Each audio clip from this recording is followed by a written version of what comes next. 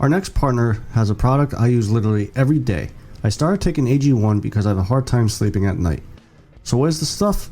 With one delicious scoop of AG1, you're absorbing 75 high-quality vitamins, minerals, whole food sourced superfoods, probiotics, and adaptogens to help you start your day right.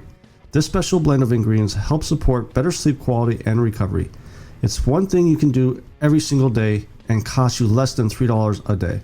So it's time to reclaim your health and arm your immune system with convenient daily nutrition. It's just one scoop in a cup of water every day. That's it.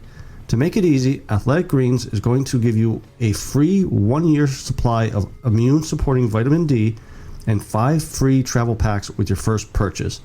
All you have to do is visit athleticgreens.com/emerging. Again, that is athleticgreens.com/emerging to take ownership over your health and pick up the ultimate daily nutritional insurance.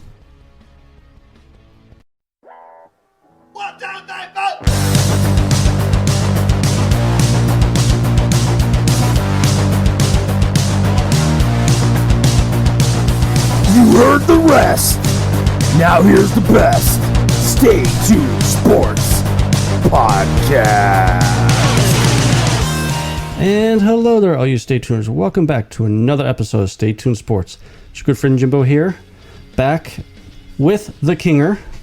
No nicknames. Well, you just said Kinger, which is in and of itself a nickname. Yeah, so I guess. Which is longer than the actual name is. My name is actually just King. Yeah. So. But that's kind of boring. You got to put like a little like zing on it, like a lemon. No, just no. I'm a simple man. Simple man. Just King, and not King of England. Ooh, now that we know the Queen is passed. God rest her soul. God save the King. But I'm just King, not the King. I am just King. I mean, we were talking about you and the royal kingdom, or the royal family, but we won't go into topics here with that. That's more the Patreon. Well, I mean, if we ever did a worldwide Patreon event, she was on the throne for 70 damn years. Jesus, so 70 years. I mean, she got to see every Super Bowl champion plus. That just dawned on me. Listen, she was queen for about a decade. The last time the Lions won a championship. Jesus. All right, that's how long she's been on the throne. Like the Lions last one, I want to say like in the mid 50s. Yeah, and I think she took the crown when in 52, I think. Okay. Yeah. So, but that's the thing. She was sitting on the throne. She was Queen Elizabeth II the last time the Lions won a championship. And then let that sink in. Then the supposed curse kicked in, and they haven't won since. What was that? What is the Lions curse? From what I remember, because I did a segment a month or two ago about weird curses, and it was something like a quarterback. Was it Crazy Leg Hirsch or something? Something like that. And they traded him away. He had a falling out with the front office, and they traded him away. And he said they will never win another championship. I think it was the following year after they won the championship. They will never win another championship, being that I am not in Detroit no more. Then he passed away, so obviously they couldn't bring him back to Detroit, and they haven't, won a championship since. They've won playoff games. They made the playoffs, but playoffs. But well, then they doubled down on it too, because the latest thing that had everybody booing the Detroit owners the last time they had like a thing on the field was Calvin Johnson. Yes. They went and they retire his number or put him in a Ring of Honor or something like that. But it came out previously that they had made him pay back like $1.3 million of his contract when he retired. Yeah. And so everybody's like, listen, give that man back his money, and maybe we can start getting some good juju back in this place. Let's go. Come on. Let's do a little something. So, the Lions just came to they keep that bad karma just over themselves. But hopefully that change. I like Motor City Dan Campbell, man. I really do. MCDC's great. Oh, yeah. Have you been keeping up with Hard Knocks? I have not watched any of the Hard Knocks this season. It's a good one. I have seen some clips. A lot of emotional speeches, some from him. I believe there was one from the running back. I'm not sure if he was the rookie running back or one of their players. Was in the middle of it. But I'll tell you what, I mean, he was around from last season. It was a good season. It was a good Hard Knocks, one of the better ones, if not one of the best ones. Because the one they had for the Rams when the Rams originally moved out to LA again, and Jeff Fisher was still the coach and everything. That one bored the absolutely ever-living shit out of me. I mean, Jeff Fisher is boring. So like I didn't keep up with a lot of the Hard Knocks after that. Yeah. But definitely after watching this one, like I'm back on the Hard Knocks train. Like it was a good Hard Knocks. And then you have in season, again, last year they did the Indianapolis Colts. This year they're going to do in season with the Arizona Cardinals. Okay. And I guess we'll see if they do another late season collapse, and that'll be interesting. Oh my God. Can you imagine if they have another late season collapse after giving Murray that contract? But now I wonder if it's going to be opposite for them because Hopkins is out for the first 6 games. Yeah. So now that makes me wonder if maybe they'll suck for the first, couple games, first 6-7 games, and then maybe they'll have a late season push instead of a late season collapse. I mean, they still got some good receivers in there. I mean, I know Zach Ertz is older now, but he's still a valuable. He's a fantastic tight end. Absolutely. And they had a young speedster last year, even when Hopkins was playing for them. I think he was either a rookie or a second-year receiver, and he had a good season too. It just all boils down to if Murray could just keep playing as well as he has been playing. I still like their defense too. J.J. Watt's not who he was, but he's still J.J. Watt. It's the name. And he's a great leader on the field. He'll get a lot out of other people, and at the end of the day, I'll take a diminished J.J. Watt over almost anybody else anyway.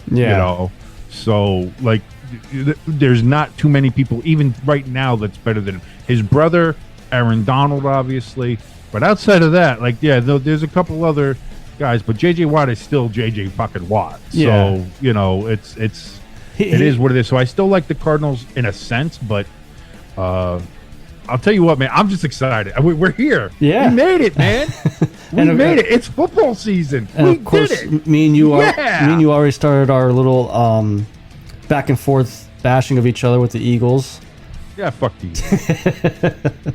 I'm not. Listen, I know, listen, we're friends. We've been friends for over 10 years now. And, you really are. You're like a brother to me.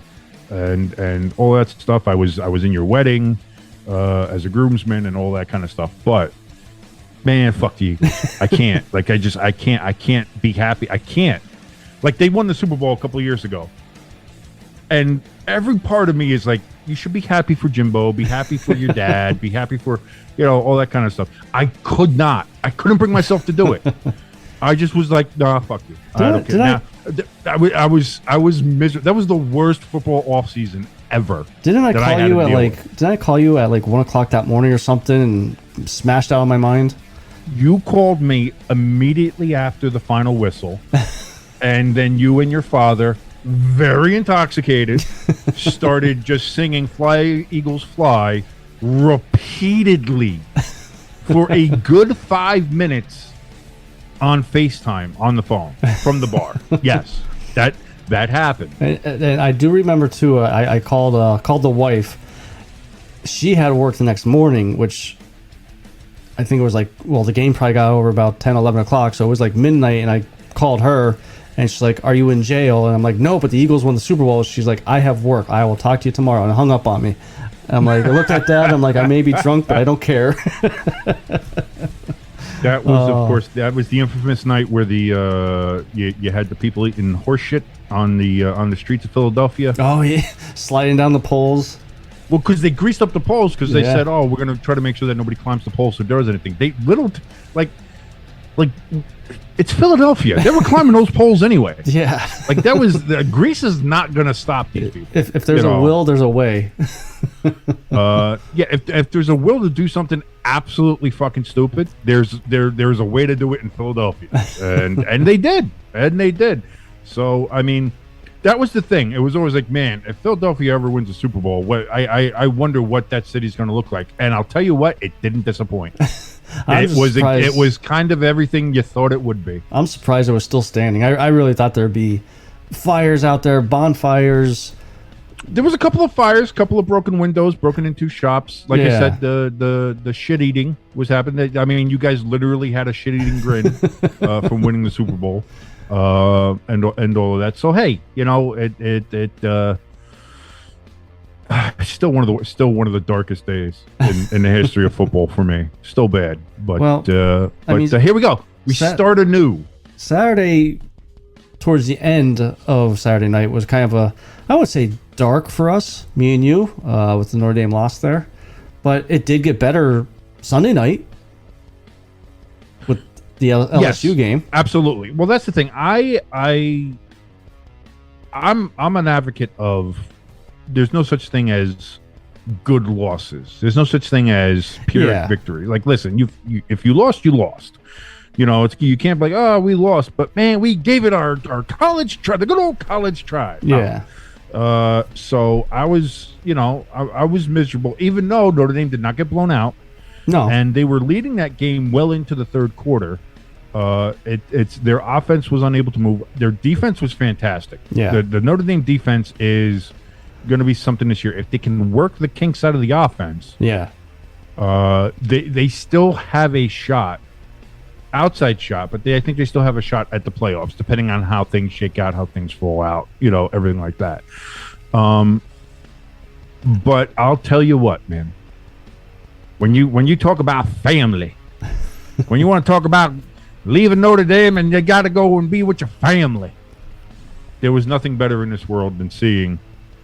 Listen, I went to bed with it being Florida State in firm control, getting a turnover in the last, minute or so, deep in LSU territory. I was like, all right, game's over. I can go to bed. Happy because, Brian Kelly's going to lose. Little did I realize that Florida State, for some fucking reason, decided to go ahead and pitch the ball on the 1 yard line in that kind of situation where, worst case scenario, if you don't even make it to the end zone, you kick the field goal, it's still a 2-possession game. You don't have to worry about it. Game's over. Yeah. What the hell are you pitching the ball out for? So, of course, they fumble it. LSU gets it. They drive 99 goddamn yards. Yeah. Like, FSU's defense, listen, I don't know what you're doing, but when you got to close out a game and the other team has to score a touchdown, how do you let them drive 99 yards? They probably went to the whole prevent defense. So you didn't watch I don't care. Even prevent with that. So you didn't watch the whole thing live, or did you see replays the next day? I saw I guess it was the last minute or so of the game the next day, because I saw when Florida State got the turnover with a minute 20 left in LSU territory. I was like, fuck it, game's over. Yeah, because I text you. Great. Okay, done. I think I text you right after that play. This is so good to see Brian Kelly finally lose, and then they scored, and I was like, or no, then they had the fumble. That's what it was. Right, because that was I had started texting you because I was just like, man, as a Notre Dame fan, there's not a reason in the world I would ever root for Florida State. Hate Florida State. I hate all the Florida schools. Yeah. Let's be honest. I don't like a fucking one of them. But definitely as a Notre Dame fan, not ever rooting for Florida State, except for Sunday when they were playing Brian Kelly and LSU. I was like, you know what? This is the one exception. Go Noles, baby. And so that's it. I was talking with you about it, and we were kind of going back and forth. And that was it. I figured game was over. Yeah. And sure enough, it wasn't. But I almost find it better, like a little twist of the knife, that they lost that way. Yeah. That Brian Kelly had to lose that way. Like, oh, you had a little bit of hope. Oh, it was that. Oh. It's just like that meme. Oh, almost got it. Oh, you're so close. Oh, you almost had overtime. Oh, well, it's so sad. Oh, so sad. You know what was funny about the whole thing? Like, when you texted me about the game, I honestly totally forgot about the game. The wife was working, I believe. So I was down here just playing hockey, just kind of relaxed because I had the next day off from work. Right. And you text me that, and I was like, yeah, okay. So I put Alexa on. I finally found a radio broadcast for it. Put the LSU game on there. I put the TV on over near the bar, just in case I hear the radio say, you know, some type of exciting play or whatever. I could go check it out. Right. For whatever reason, now I wasn't streaming the game. I was playing it through my antenna. The radio broadcast was like 3 plays behind my TV. It was You were streaming the broadcast though. You were streaming the radio broadcast, yes. watching the live TV on with the antenna. Correct? Yeah, that's why. Because anything that's streamed through the internet is going to be lagged and. But I've never had anything lag that far behind. So when there was like the targeting play or whatever, by the time I got to go look at the TV, they were already 2 plays ahead. So I was like, well, screw it. I'll just listen to the rest of the radio because I think you stopped texting me or whatever. So I was like, I'll just listen to the radio. And when FSU fumbled that ball, I came over. LSU had the ball already, obviously. And I'm like, you know what? I'm just going to sit here and watch this. And LSU drove down. And I'm just like, fuck me, man. And then when he missed that extra point, I'm pretty sure I woke up the 2 blocks around my house. I was like, fuck yeah. And it just happened to be that she came home. And she came down, everything all right? I'm like, yes, Brian Kelly lost. I'll tell you what, man. Just if anything, from an objective standpoint, from removing from the fact that fuck Brian Kelly, the most unlikable person in college football, even by some of his teammates supposedly. All that game went to show you was the absolute importance of special teams. Yeah, you can win or lose games based on punts, based on field goals, based on extra points. And if you have a good special teams, it can win you a game, as we saw at Florida State. And if you have shaky special teams, it can cost you, much like LSU. Listen, on that fumbled punt that they had, that was that dude's second fumbled punt of the day, of the game, and by all logic should have cost them the entire game. It should have been the end right there, except for FSU deciding to completely cock that all up. So you had those. I think LSU had another. They had another field goal blocked before the extra point was blocked. So they had that. So you're talking about they had 2 blocked kicks, 2 muffed punts. At the end of the day, you can have a great, fantastic, dynamic offense and an absolute iron curtain defense, but if your special teams is garbage, you're going to lose games. And that's what that was. Everybody can sit there and say, well, LSU, man, their offense really kind of picked it up in the second half, and they're looking better, and they're blah blah blah blah blah, do whatever you want to do. At the end of the day, the special teams cost them the game. And I'll tell you what though, I can't think of a better way for the Brian Kelly era in LSU to start their, and hopefully, if he's surrounded by his family, they can go ahead and make sure he's okay and everything. And, I just know, listen, all I know is that if he's just a student assistant, I'd be really careful around the scissor lips. But, because listen, sometimes you get hurricanes down there in Louisiana real late into the season. So, if it just starts, you get a rainy day, wind starts picking up, he tells you to get in that scissor lift. So let me ask you this. I'm not even sure who they play this week. What happens if he loses here? Do you think he'll have a short hook? I think the SEC's playing a bunch of cupcakes with this second. Let me see who LSU football is playing here, and I'll let you know. Because while you're looking that up, I made they're playing Southern. Who? Southern University, the HBCU. So it's not even Division One. It's not even the same thing. So even if they win, it won't count in their win column. Okay. So it doesn't. If they lose to Southern, they might fire him immediately. Oh man, I would love that. But I actually do want to give a one real quick shout out. I mean, they're not sponsoring us. FanDuel, if you want to sponsor us, dude, FanDuel has been savage with LSU the past couple days. FanDuel is amazing. I do use their app, and I know that we are not #not sponsored. Yes, we would love to be sponsored. Oh, without a doubt. Be in the same family as Pat McAfee, do all that kind of put stuff to hammer down, boys. Whatever. But I use the FanDuel app. I mean, I for sent my gambling and for gaming and stuff like that, and it is, to me, the number one app to use as far as you're going to do that. But their social media team on top of that is fucking savage. I love it. I mean, I sent you the picture of FanDuel saying how Brian Kelly's season starts, and there's Brian Kelly holding up the L. And then I'm pretty sure it was FanDuel the next day made a comedy skit video showing a high school, Joe Schmo coach with his head down.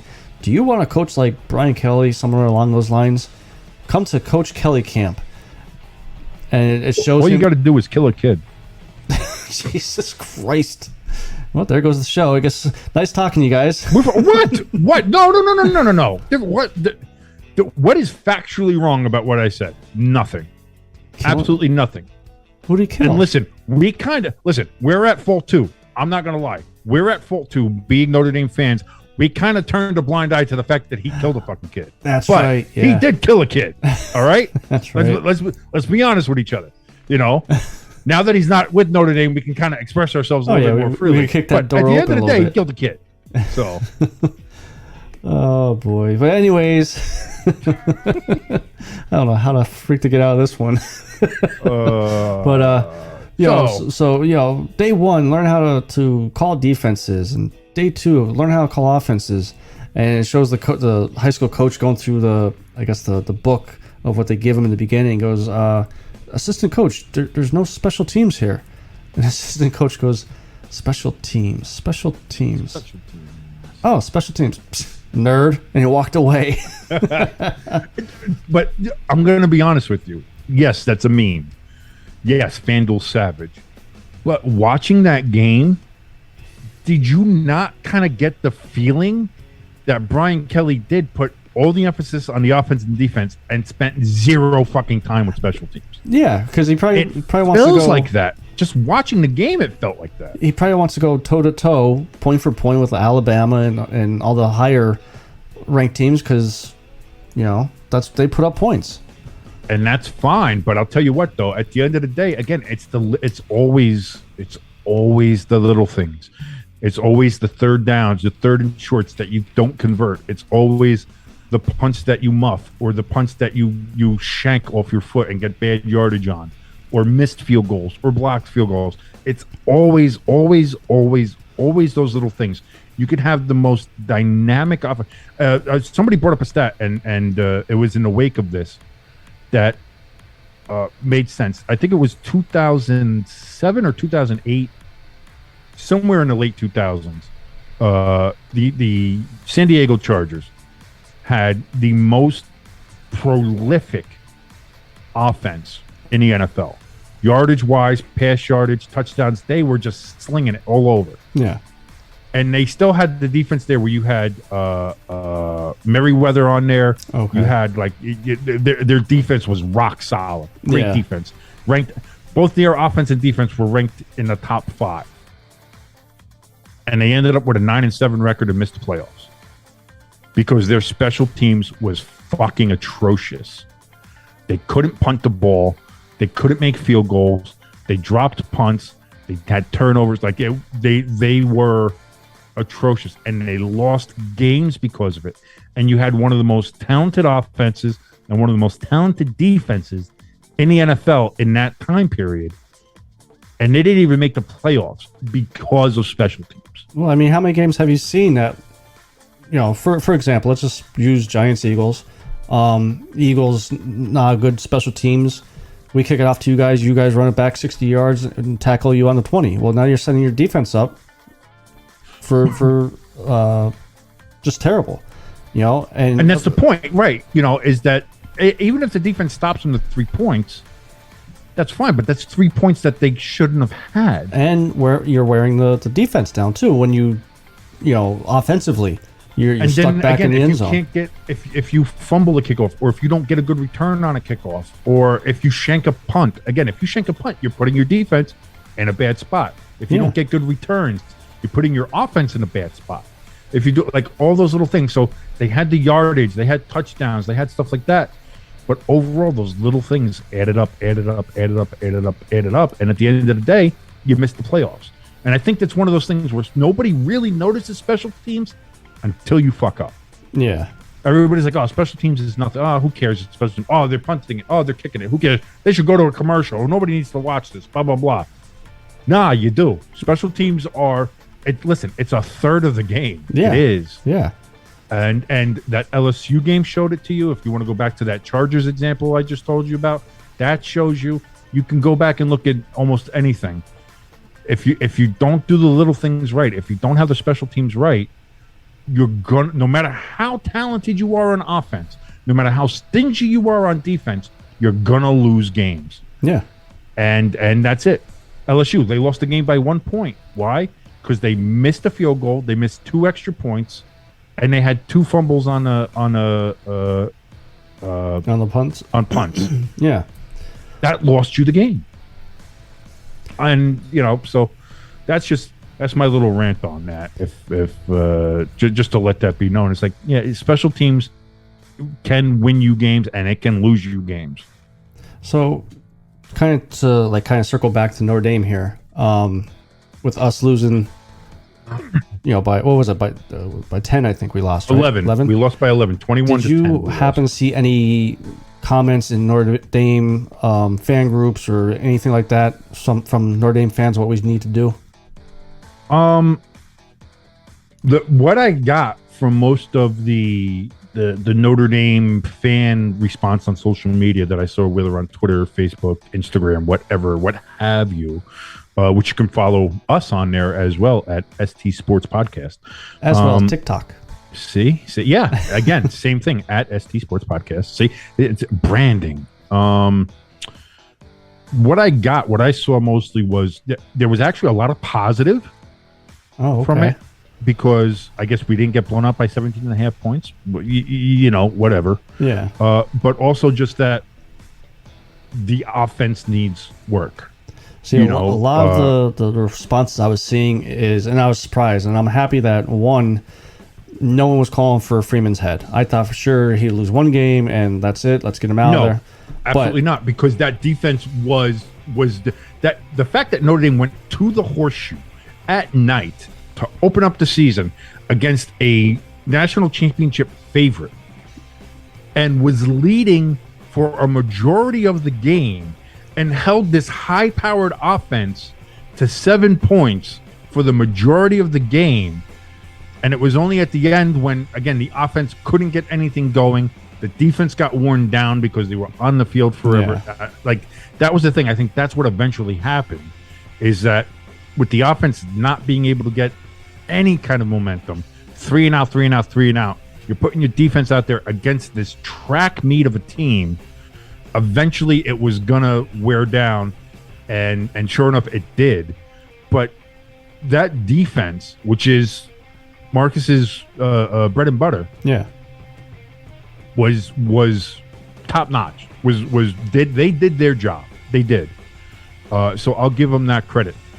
The offense needs work. It needs help. Again, we have a young quarterback. Again, there's a lot of new pieces moving along there. So Mayer's still there, but does the offense need help, or do you think it's Tommy Rees? Because a lot of the statements I saw was get rid of Tommy Rees. He's not a good offense coordinator, which I don't agree with.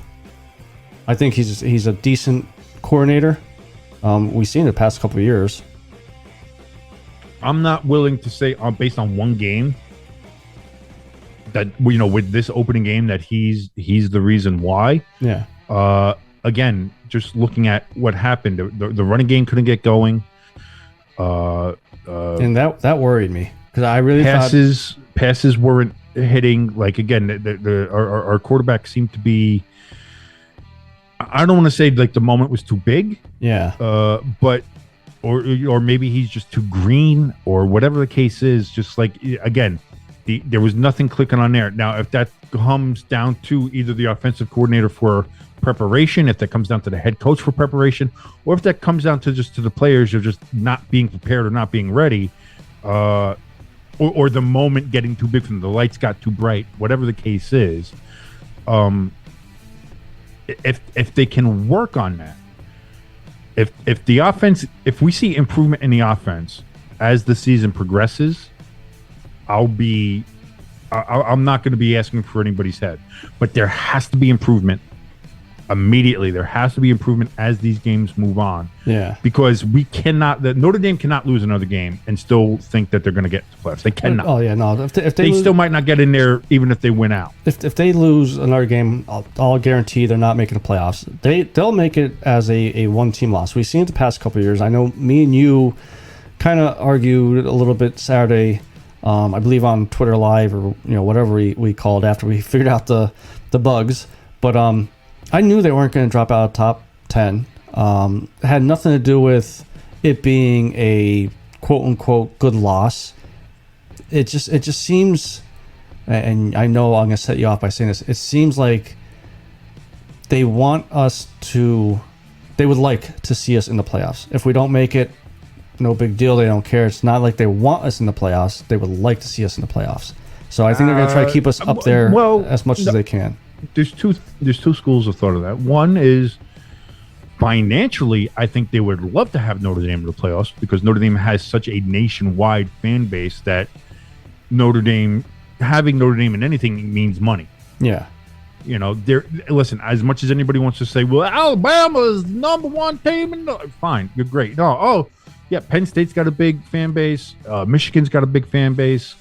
Some of the, I guess Florida or Florida State might have big fan bases. Clemson still not. I don't think has a national fan base. But despite everything, even if I know it's going to anger so many people to hear this. This is bullshit. No, sorry.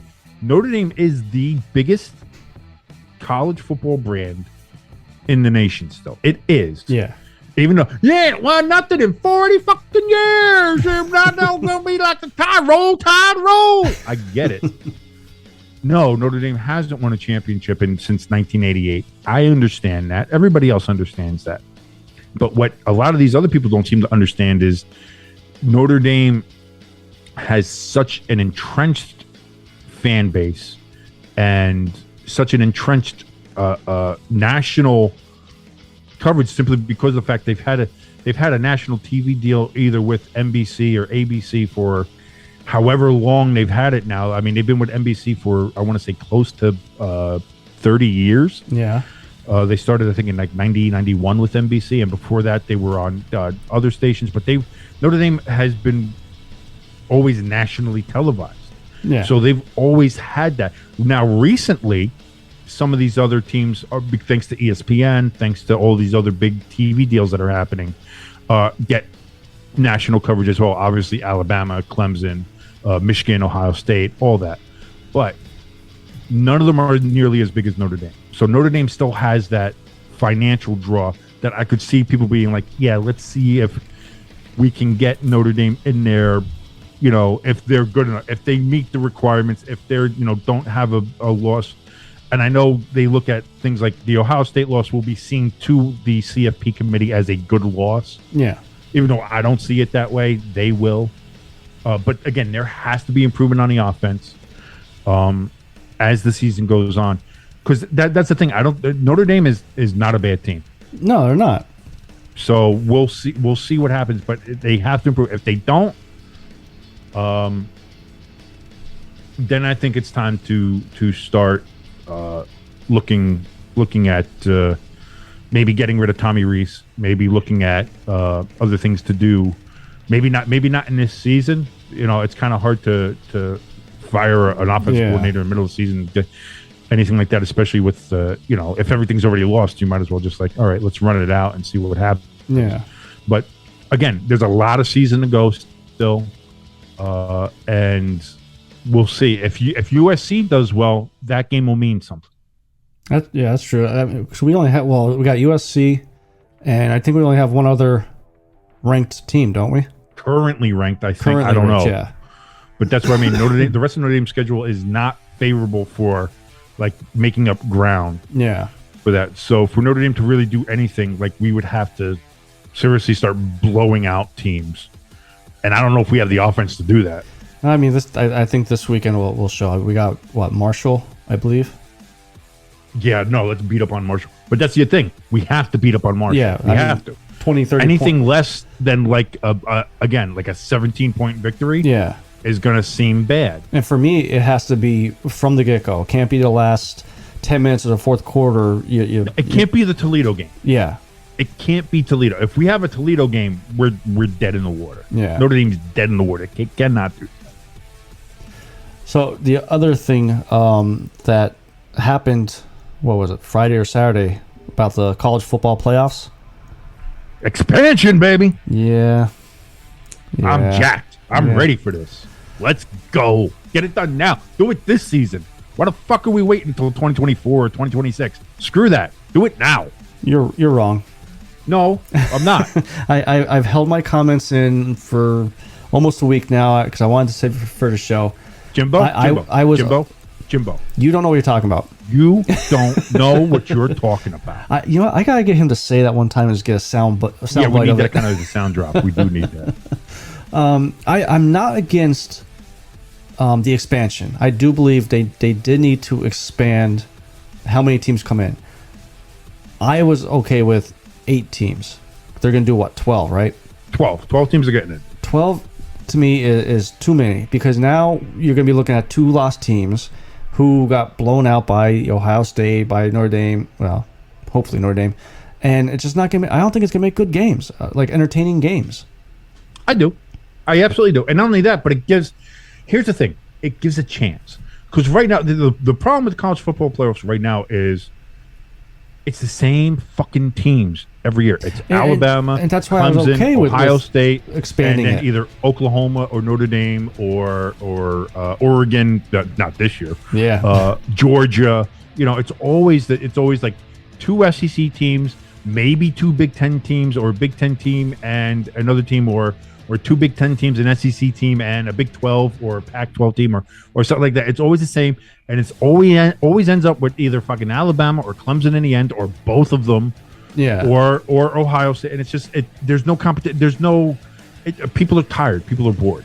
So this at least gives a chance that there's something else. And I like the fact that we're getting 6 automatic conference champions, 6 at-larges. You get 4 byes. So there's still, like, everybody's like, one of the biggest arguments I've heard is this absolutely kills the regular season. College football regular season used to mean so much, and now they're going to mean nothing at all. This is a travesty. No.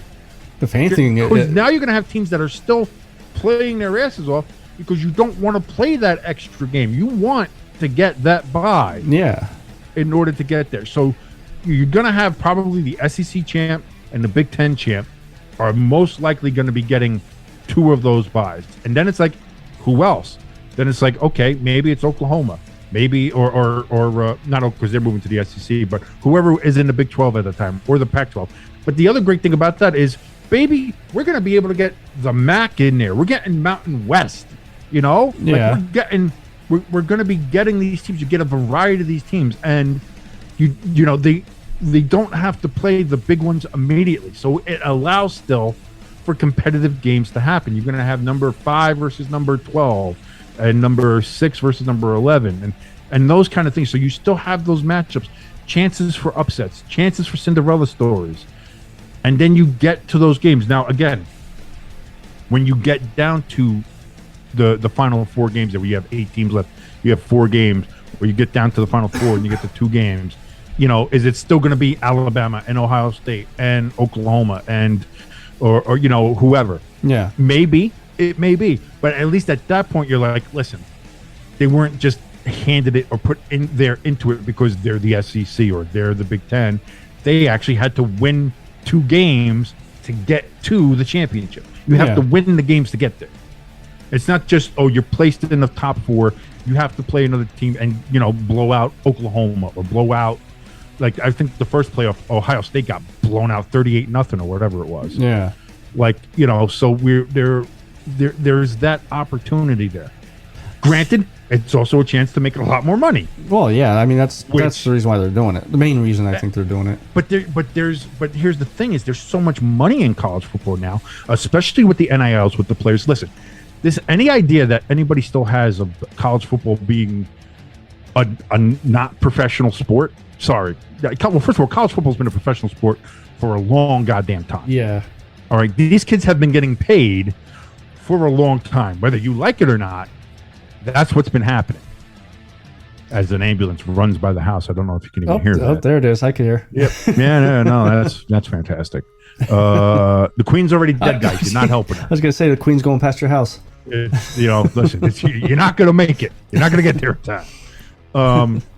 But so, what's their plan as far as scheduling? Like, are they gonna take away a regular season game, or so is it gonna go 2-3 weeks? I don't think so. I think they're gonna keep things as is now. Perfectly what I would like to see, depending on how all the conferences shake out.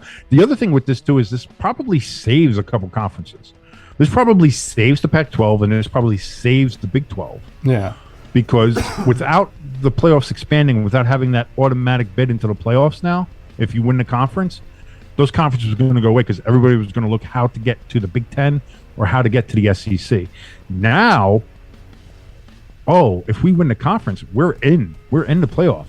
That's going to keep some teams around. And now it's still a big thing with the TV contracts and how much money they can get from that and blah blah blah whatever. Yeah. But you're going to have I think this helps keep the ACC around. I think this helps keeps the Big 12 around, helps keep the Pac-12 around, and I also think this helps keep Notre Dame independent. I was just about to say, I think that's what this does too, is it takes a little bit of pressure off of Notre Dame to join a conference. 1,000%. 1,000%. So from what I understand, again, they're still hammering out the finer details and the kinks and everything like that. But from what it seems like is after conference championships are played that week, so the last week in November, the first weekend of December, is when you'll have first round games and the buys for the top four, the top four teams. Okay. And so then you'll have those first games at the higher seeded team stadium. And I also believe that those teams will have an option to move the game if they feel like their stadium either isn't big enough or if they feel like it'll be inclement weather. So let's say, like, for the sake of argument, like Purdue makes the playoffs. Okay. And they're playing. Let's say they're the 5 seed or 6 seed or whatever. Okay, but they don't want to play at their stadium. Their stadium holds somewhere like 45,000, 50,000, something like that. It's outside, all that kind of stuff. They can move their game to Lucas Oil Stadium in Indianapolis and play it there inside in the dome on a field like that. They can do that. And the same goes for like any other team that has that kind of stadium around there. So it would be a home game at either your home stadium or a bigger stadium, dome stadium around where your campus is. Okay. So they could do that. Then what it appears like is after that, you'll have that the next round will be played at smaller bowl games. Okay. Again, this is from what I understand, just as a proposal. Yeah. They'll be played at the smaller bowl games, and then your semifinals again will be at either the Peach Bowl, the Rose Bowl, the Cotton Bowl. Yeah, one of the bigger four. bowls. Yeah, with the quote unquote New Year's Six, that kind of rotation. It'll be there, and then the national championship game will be played wherever the fuck they want it to be, whether it's in Dallas, the Bay Area, Minnesota, Indianapolis.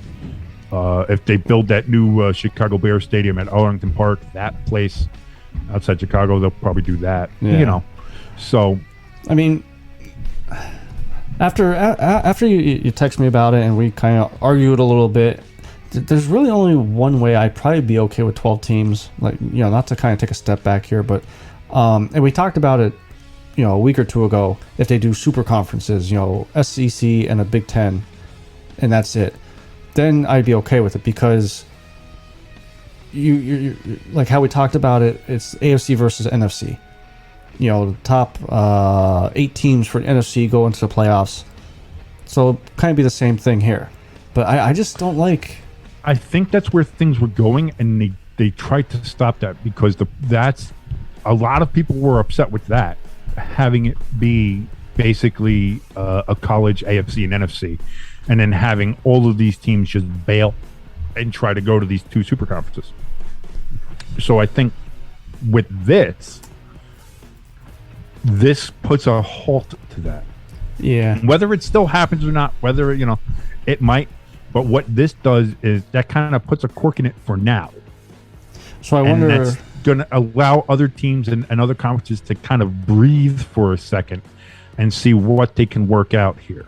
I wonder if the teams that said they were going to transfer over to Big Ten, like USC and stuff like that, if they'll have the option to back out of their deal now. That why would they? Why would they back out? Give me one good reason why. If they back out, they could almost automatically get a conference championship. If they go to Big Ten, they got to really fight for that. Who gives a fuck when you're going to get $100 million a year from being in the Big Ten? Yeah. You're not getting that from the Pac-12. That's for fucking sure. Yeah. Not a chance. I mean, I wasn't even thinking about the TV deal aspect of it. No, it's the money. Listen, you can sit there and say, oh, it's about the competition and maybe getting the playoffs, and that's a big part of it. Don't get me wrong. That is a big part of it. But you're going to sit there and tell, no, you know what, guys? You can keep your $100 million per team per year to yourself. We'll stay with the Pac-12 and get our $40 million a year. The fuck out of here. No way. Not a chance in hell. Didn't think that was going to trigger you. Oh, God, I thought the other thing was going to trigger you. No, listen, at the end of the day, listen, it's about the money. It is always about the money. Yeah, I mean, anything in life is always about But here's the the thing. This is not a new thing. It's always been about the money. Everybody's waxing poetic about the lost days of college football. Do you know how much money fucking Herschel Walker made in college? Yeah. Playing they used to be pure amateur athletes. Suck my dick. No, they weren't. They haven't been since the 20s. Because even then, in the 20s, college football was the sport in America. Yeah. Number one, that and baseball. Like, pro football was nothing. Pro football was shit. Yeah, I mean, the thing about it, NFL hasn't been, good. Like, it's been good for, 20, 30 years? Well, no, 2022. No, the About NFL 40, has been 50 tops years. in America since 1956 is usually when people mark it down with the greatest game ever played between the Giants and the Colts. Yeah. That is kind of demarcation of that's when the NFL overtook baseball and overtook like the American consciousness as the sport. And it's only been bigger and better ever since. To the point now we're at where it is the monster that it is today. But college football has always been big. It has always been money and money driven. And the players have always been getting money. Whether or not they ever got caught, listen, some have, some haven't. No, I mean, look at Reggie Bush. How many years did it take before he finally, got caught? And but this is what I mean. Is for everyone that's caught, there's 5,000 that aren't. Yeah. You know what I mean? Like, listen what just came out of Tennessee with the people getting the McDonald's bags full of fucking money. Like, do you think that's new? Do you think that hasn't ever happened before? That's only the new college football that's done that? No, get the fuck out of here. So, before we leave, talk a little NFL stuff here, but dun, dun, dun, dun. You know what? I was thinking about this today. Which NFL song do you like more? I guess I want to say the Carrie Underwood Monday Night Football or Hank Williams Jr. Monday Night Carrie Football. Underwood does Sunday Night Football. Or Sunday. Okay. And listen, I'm not a big country fan. Never have been. Don't think I ever will be. But if you can't get jacked up for all my rowdy friends are coming over tonight because it's Monday night. No, that is still by far the number one song. Now, as far as what I would rather look at, Carrie Underwood takes that in a landslide. But if we're talking just about like a football song that, it's like, again, I grew up watching Monday Night Football in the 80s and 90s, though. So Hank Williams Jr. was always the one there. I mean, it's the Browns and the Steelers in a backyard fight. You got to get ready. Strap in, hold tight. All my rowdy friends are here on Monday night. And that's the thing. He made that song so good that when you had the Browns who were shit and the Steelers who were shit, got you pumped for the game. I don't care. I'm Jack. Let's go. Yeah. Bubby Brister's out there. Yeah. He might win it today, you know. He might go. stop snoring the coke a little bit. That was the jam, man. And it's funny because I actually because I've been seeing it a lot on TikTok. People have been like ranking and asking their significant others what they would rank as the best NFL theme song. Okay. From all the different networks and stuff like that. You know, Fox, NBC, CBS, ESPN, and now Amazon's new one, and the ones from the NFL Network. So I decided to do that with my fiance. Okay. And ask her because I wanted to see if because she's not really 1,000% into football or sports, or doesn't really know so much of the themes, or doesn't really pay attention to it. Yeah. So I did a blind react. I said, I'll play it for you. I'll play you each theme. I won't tell you which network it's for or what theme it is, but I'll play them for you, and then you rank them where you like. I was hoping that there'd be a different outcome. There was not. Number one, it seems to be across the board for everybody. The number one theme is, and I think forever will be, the NFL on Fox. Okay. The Fox theme is, I think, to many people, the NFL theme. When you think of football, it's da-da-dun, da-da-da, da-da-dun, da-da-da. Yeah, like that is, to people, the football theme. So, now me personally, I like the new Amazon theme. I didn't hear it yet. I'll have to check it out. I did. The fiance ranked that last. Okay. So did you happen to play the? Maybe I don't like it. Did you happen to play the NFL Films one? The one for NFL Network that they used to have for Thursday night games? Was that what it was with the little jingle? I call them jingle bells. The one that David Thibodeau did. Yeah. On the frozen tundra. That one was next to last. Wow. I know. I like that one too. I like that one. Yeah. I like that one too. So, but I'm just ready. I'm just ready for football, man. What's your expectations for your lovely Giants this weekend? Let's just go this weekend for now. I think we win. I'm not. Who are you playing? We're playing the Titans. You think you win? Okay. I like our defense. I like our defensive line. If we can corral Derrick Henry. That's what's going to again. That's a big ask. That's a big ask. But I like our defense. So and I mean, let's face facts. Not only is Daniel Jones going to be the comeback player of the year, he's going to be the MVP this year. I firmly believe that. Put down the Jaeger. So no, I haven't had Jaeger yet. I have smoked a prodigious amount of marijuana, but I will say that I think. Listen. This is the endless optimism that every NFL fan has at the beginning of the season. I feel good. I feel good about the Giants, man. I think we have a chance to be a dark horse. I think we have a chance to come up and sneak up on some people. How do you feel about your apparent darling Cinderella favorites of a lot of people, a lot of the quote unquote experts out there, your Philadelphia Eagles? That's what worries me, is a lot of people are putting a lot of hope into Jalen Hurts. I'm not saying that's a scary thing. I don't know what's scarier, having people say your team is going to be garbage and shit, or people saying this team is really good. They're probably going to win a division, and I've heard some people put them in the Super Bowl. Well, and if they didn't put all their eggs in the basket with Jalen Hurts, like the pundits and stuff like that, and said, well, no, maybe they're going to make it to the Super Bowl because of AJ Brown. Or this other one would maybe say, oh, well, because of Jalen Hurts. Like if it was this player or that player, everybody's saying Jalen Hurts is going to carry this team now. And that scares me because he's a good quarterback. I'll admit to that. He's equal to Carson Wentz, I would say even. He has the pieces there. Our running game, I think, is going to be our big question mark because Miles Sanders, when he's healthy, very good running back. Can't stay healthy, though.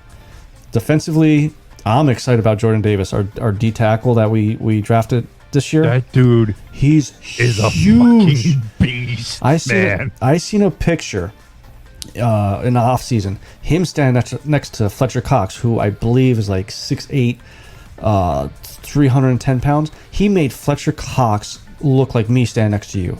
Brother, when I saw the one video somebody did, like the Eagles' first preseason game, I think it was against the Jets, where he walked out of the tunnel, like in the pregame warm-ups, and I was just like, "Get the fuck out of here, man!" Like, are you? That's an actual. That dude is the same species as human as you and I. Yeah. Get the fuck out of here. And it has to mean something. I understand it's preseason and stuff like that, but it has to mean something that the first couple plays he had in preseason, he was triple teamed already. Like, they're already worried about this kid, and he's a rookie. But here's the thing. Just on a physicality standpoint, you have to. You can't put... I'm sorry. That's like putting a little person up against a bull. You can't... Physically... There's no that you can't do that. Yeah, that's unfair to that person. You cannot do that to them. Like, this dude is that, like, he is a freak. Of nature, and if he stays healthy, that's scary. And being in the same division as him, that's super fucking scary. Saquon Barkley, or however you say his first name, he's gonna probably. I'm out this week. I don't want to play against them.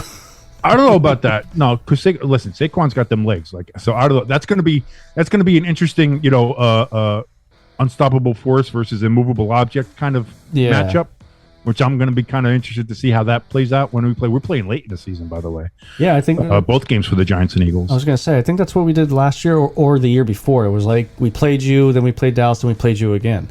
Right. Yeah. So I still have time to get your championship belt to you before the season starts. Yeah, you got one win over 12 years, 10 years that we've had the belt. Yeah, I think no, I have two. I have two of we've been doing this. I think this is our 8th year. Yeah. Now, so out of the 7 previous, I have 2. So it's 5-2. Listen. Let's face facts. The Eagles have owned the Giants this decade. Since the Giants last won the 2011 season when we won the Super Bowl. Yeah. Since then, the Eagles have fucking owned us. Like, it's not even a question. Can't argue it. You can't say anything about it. The Giants have been atrocious for 10 years. So I'm hoping it changes this year. We'll see. Daniel Jones. You've been saying that for 10 years, 11 years now. I have faith. I have faith in Danny Dimes, especially under Brian Dable, that we'll be able to do something. And if we don't do anything by week 3, let's trade for fucking Garoppolo and let's light that candle. Let's go.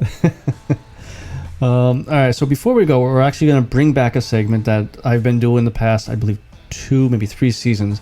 And I think it's going to be a lot more fun now because we have King here to kind of partake in it. So we're going to do our blue picks again like we did the past couple seasons.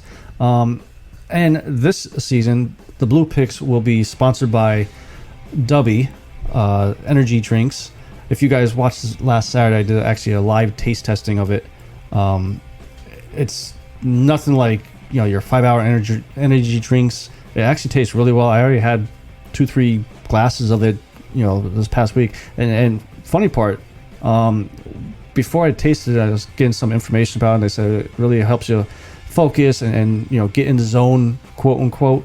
I drank some before my Tuesday night race, and dude, I'll have to send you the clip of it. I don't know how I did it. I'm pretty sure I shit my pants when I did it, but we were at Daytona and the big one happened and I had nowhere to go, and I was like, you know what, I'm just gonna gas to the floor and hopefully a hole opens up. And sure enough, I think I had like a little piece of paint chip off the back of my truck. That was the only damage I got.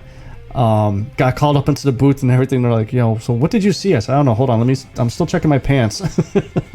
But I credit it to that for me to be able to get through it. Otherwise, I would have been up in the grandstands.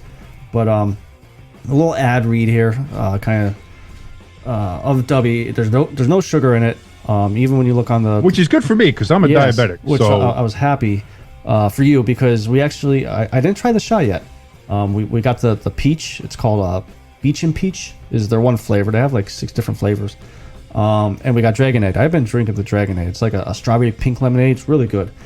But yeah, see, here's the other thing too, because I had watched you do the live with the wife when you were trying these out, and the consensus I got was the peach one was phenomenal. Yes, the peach one was really good. So that's definitely what I want to try. And I do want to try the Dragonade as well, because I'm a big fan of dragon fruit as it is. So I know that has some of that in that. So I definitely want to try that. And that's the good thing too, is that it doesn't have the sugar. It doesn't have a lot of those bad elements that a lot of the other energy drinks have. They make you jitter, that make you crash. Yeah, which is something that I'm always looking for, because I have a midday crash constantly. So I mean, Dubby seems to be the way to go if you're looking to go ahead and get that kind of midday boost. And the thing is, kind of to follow up onto what King has been saying about Dubby, when you guys go to purchase whatever it is, they actually have t-shirts there, stickers as well. Make sure you use the product code STSports18, all capital letters, and you'll get 10% off of the final checkout price. So, and it was actually quick delivery. We ordered it on like a Friday, and I got it the following Tuesday. So it was like a 3-4 day, depending obviously where you live. They ship out of California. We live in Pennsylvania here where we got it. So it only took 3-4 days. It was actually a pretty quick turnaround. Yeah, if you live in Yellowknife, Canada, it might take a little longer. Is that actually a city? Yeah, Yellowknife. That's way up there. Ice Road Truckers, baby. Oh, okay. At least you got a reference of why you know that. So that, because I was going to question you. Which, by the way, if you're an Ice Road Trucker, Dubby's going to help you make sure that you keep your energy up without smoking meth. So Dubby helping people off meth. So how we've done this past couple seasons, blowout picks, upset picks, and lock picks. Your blowout picks are your team that you pick wins by 10 or more points. Upset pick would be a team that is an underdog by 5.5 points or more, and they win. Okay. And then a lock is just what it means. A guaranteed win. Right. Someone that you can take it to the bank. That's money in the bank. Yeah. So since you're a newbie, and I keep track of the record throughout the season, see how well I do. So we might have to make a little blue pick trophy or something for our little competition. I like making trophies. I love trophies. I'm a trophy slut. I love them. You whore. I am a trophy whore, man. So since you're new to the game, I'll let you pick first. And if we pick the same teams, no big deal. All right, so this is blue, so I'm going to do it in the order that the letters are, right? So we're going blowout, lock, upset, correct? Yes. All right. So my blowout pick, and I don't think this is too hard. This could also be my lock, but I'm definitely going to blowout here. Monday Night Football, the Denver Broncos versus the Seattle Seahawks. The Seahawks might be the worst team since the winless Browns a couple seasons ago. This team is atrocious. The Broncos, on the other hand, are a team that has been like a quarterback away from competing for division championships and Super Bowls. So now they have their quarterback. Let's ride with Russell Wilson. I think not only Denver wins that game, I think they blow it out. If your standard is by 10 points, you can up that to 20. I think the Broncos are winning that game, running away. Well, then's for the upset. I'm sorry, the lock. Yeah, well, hold on. We'll go one at a time. Like, you're going to go 1-1? Okay. Yeah. I mean, it don't matter. I'm excited. I'm just totally excited. It don't matter because I picked the same teams. Did you? Yeah, I took Broncos too, basically for the same reason. Come on. It's too easy. They haven't had a quarterback since Peyton Manning, right? No. They've had Paxton Lynch. They had Geno. Drew Lock, obviously. Who can't even beat out Geno Smith in Seattle. You have all that. And that's the other thing, too. You have Russell Wilson going back to Seattle. This is it's going to get ugly. Yeah. It's going to get ugly. I could see them up by 17 by halftime. Yeah. I think, yeah. Maybe even more than that. Yeah. Maybe even more than that. I don't see how Seattle's competitive with almost anybody this season. Like, I don't see it. I just don't see it. They might be a team where after a game or two, they say, you know what, maybe we should trade for Jimmy Garoppolo or trade, for a quarterback. But maybe. Okay, I don't know. Your lock pick? Okay, my lock pick. Lock pick. I don't know why that made me laugh, but it did. My lock pick is going to be, I'm picking the New Orleans Saints over the Atlanta Falcons. The Atlanta Falcons, again, they're not going to be much better than the Seahawks, Seattle, not Seattle, the Saints. That's who we're talking about here. They're favored by 5.5 at Atlanta. So they're on the road, giving points, which is pretty incredible. But I still think, the Saints, they have a lot of talent. They have Jameis Winston, which is what it is, but I think they have enough talent, and especially on that defense. They still have Alvin Kamara, obviously. They're a good team. They could challenge for the division against the Bucs, I think. So Saints, 5.5 point favorite. I'm picking them as the lock. Okay. I forget which the spread for excuse me, the spread for this one is, but I have actually the Ravens over the Jets. Lamar Jackson, I think he's no extension in hand yet. I think he's going to be out to really prove his point. And Joe Flacco starting for the Jets. Let's be honest. I mean, Flacco, he sucks. Joe Flacco. I mean, he was third string on the Eagles with Gardner Minshew and whoever else was on our team at the time. Dude, I watched the game he played, the preseason game against the Giants, and he threw some of the most egregious passes I have ever seen a quarterback throw. Like, it's not good. Zach Wilson, the MILF Hunter, could not get back fast enough for the Jets. The Ravens, by the way, are 6.5 point favorites. Okay. On the road at the Meadowlands. Because that pick against there, the Jets. So that's 6.5. That pick there was a toss up between my my lock and my blowout because of the spread there. But it's believe it or not, that was mine too. I was thinking in between those two about which one it would be. But I think the Seahawks are just that much worse than the Jets, actually. Yeah. So I can't see that. All right, and your upset pick? Upset pick was going through up and down these. It's kind of hard because it's like usually if a team is favored or an underdog by that much, is usually a reason why. Yeah. But the one that caught my eye and I'm going with here is I'm going to go with the Arizona Cardinals at home. They are a 5.5 point underdog to the Kansas City Chiefs. Even without D-Hop, I'm going to go ahead. I'm going to pick the Arizona Cardinals for the upset. That was actually my backup upset pick. I'm actually going. See, great minds, man. See? Great minds do think alike. We got the same kind of thought process here. This one may trigger you a little bit. Listen, you can. That's fine. That's fine. I'm actually going with Pittsburgh over Cincinnati, 5.5 point underdog. I'm going with the whole Super Bowl hangover. I think, and Pittsburgh, I don't think they're getting enough credit for the quarterbacks. I mean, they're not going to be all-time greats, but I don't think they're going to be Seattle crap. And Najee Harris, the running game, I think it's going to be. This is actually, I think, going to be a closer game than what people are thinking. Maybe. I mean, listen. Wow, I got you speechless. That's an upset pick. Listen, I'm not. It does what it says on the tin. You asked for an upset pick. You picked an upset pick. That's if that pulls off. I mean, okay. I mean, I listen. I like Mitch Trubisky. I'm rooting for him. Yeah, I want him to do well. And not only that, but Kenny Pickett looks like a fucking dog. Like, he looks like he can play in this league. Yeah, pretty well.